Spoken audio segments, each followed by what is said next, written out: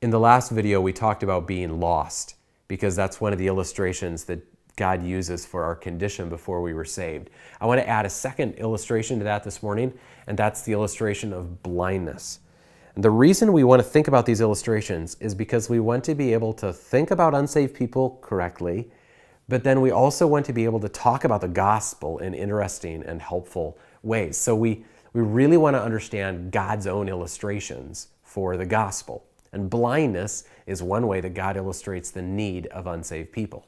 Now, what does that mean? What does it mean for them to be spiritually blind? And part of what it means is that they don't understand Jesus. Listen to 2 Corinthians 4, verse 4. The God of this world has blinded the minds of the unbelieving so that they might not see the light of the gospel of the glory of Christ. They don't understand the glory of Christ. They don't think that Jesus is majestic and worthy of their devotion in their lives. As a matter of fact, the message of Jesus and the cross is foolishness to them. You see, they're blind. The most beautiful message ever is foolishness as they can see it.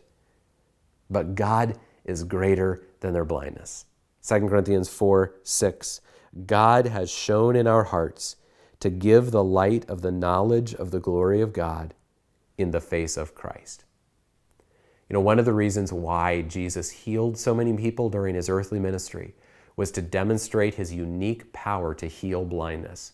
And it's not physical blindness that is our greatest need. It's spiritual blindness that has eternal consequences. And Jesus can heal that too.